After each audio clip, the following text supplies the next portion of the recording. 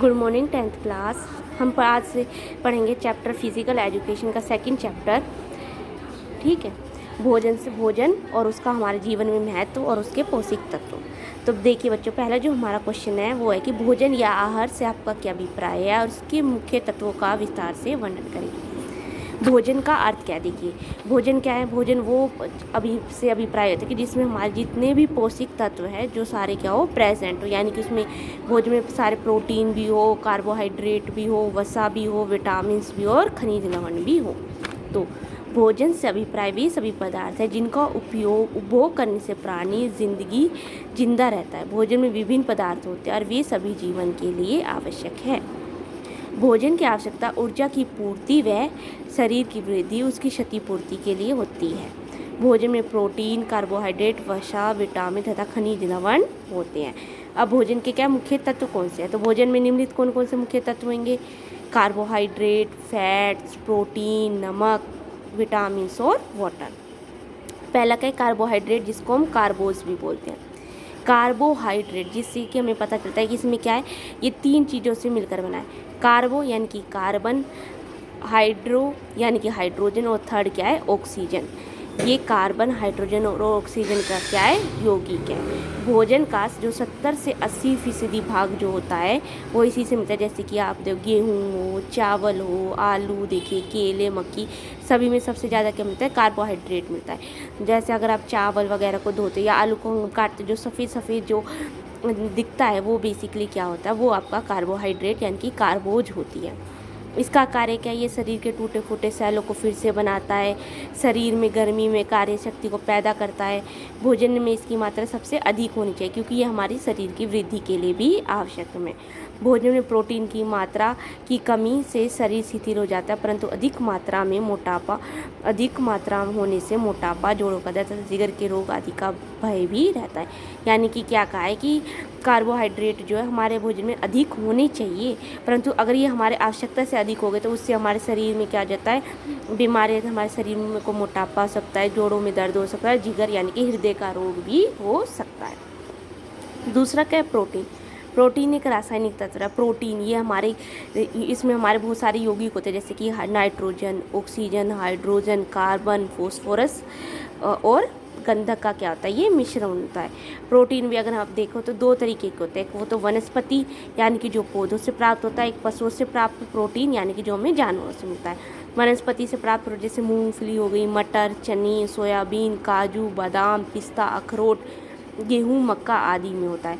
पशुओं जैसे यह मांस, मछली, अंडे, दूध, पनीर आदि में पाया जाता है। अगला है वसा। वसा यानी कि फैट्स जो होते हैं, ये बेसिकली कार्बन और हाइड्रोजन आदि तत्वों का यौगिक होता है। वसा में जैसे कभी घी हो गए, मक्खन हो गए, जो चिकने पदार्थ होते हैं उन सभी में क्या होगा, वसा होती है। इससे शरीर में क्या ताप उत्पन्न होता है और 1 ग्राम वसा में लगभग कितनी 1 कैलोरी ऊर्जा जो होती है, ताप होता है। अब क्या, वसा के स्रोत कैसे, जैसे जितने भी चिकने पदार्थ जैसे मक्खन, घी, सरसों का तेल हो गया, नारियल का तेल हो गया, तिल का तेल हो गया, मांस, मछली और अंडों में मिलती है। वसा का कार्य क्या है, वसा हमारे शरीर में गर्मी और ऊर्जा पहुंचाती है।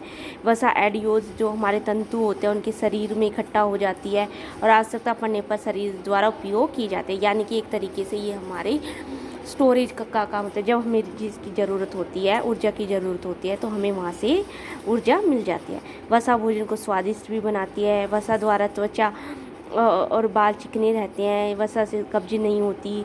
वसा मल निष्कासन में भी क्या करती है, सहायता करती है। ये हमारे मांसपेशियों के लिए भी अच्छी होती है और हमारे त्वचा के नीचे तंतुओं में एकत्रित होकर शरीर को क्या करती है, सुडौल भी बनाती है।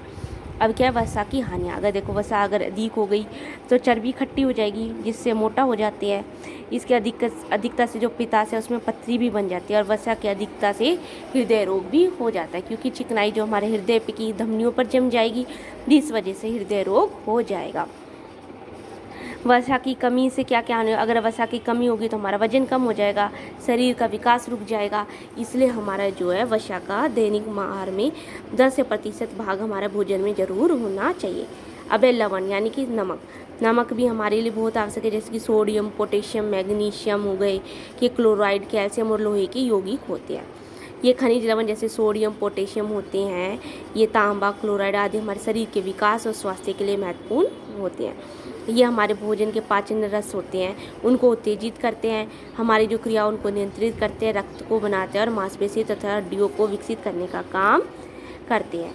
ये हमारी इनका कार्य क्या, ये हमारी हड्डियों तथा रक्त को साफ करते हैं, भोजन पचाने में मदद करते हैं। जल, पानी भी हमारे शरीर का जो 60% भाग वो क्या है, पानी है। पानी हमारे लिए सबसे ज़्यादा ज़रूरी है। यह रक्त को बनने तथा रस बनाने में सहायता करता है, पाचन क्रिया में सहायता करता है, दूषित पदार्थों को निकालने में सहायता करता है, भोजन को घोलने का काम करता है और ग्रीष्म यानी कि गर्मी की ऋतु में हमारे तापमान को समान रखता है। अगला है विटामिन या की खाद्योज। यह शरीर के लिए भी अति आवश्यक है। जैसे हमारे शरीर में बहुत सारे अलग अलग तरीके के विटामिन है, जैसे vitamin A, B, C, D, तो इनको अलग अलग श्रेणियों में बांटा गया है। कुछ जो विटामिन वसा में घुलनशील होते हैं वो होते हैं विटामिन ए और ई, और जो पानी में घुलनशील होते हैं उनको बोलते हैं विटामिन बी। बी के हमारे बहुत सारे होते हैं, जैसे विटामिन B1, B2 और B12, सी और डी। ये आपका 1 नंबर का क्वेश्चन आ सकता है बच्चों, जैसे कि उन विटामिन का नाम बताइए जो वसा में घुलनशील होते हैं, यानी कि जो वसा में घुलनशील होते हैं, जैसे विटामिन ए और ई। इनके कार्य क्या है, ये पाचन शक्ति को बढ़ाते हैं, कई प्रकार के चर्म रोगों से बचाते हैं और दांतों और हड्डियों को मजबूत बनाते हैं। तो बच्चों आज के लिए इतना ही। आज हमने पढ़ा बेसिकली भोजन का क्या अर्थ है और हमारे भोजन में कौन कौन से पदार्थ जो है प्रेजेंट होते हैं।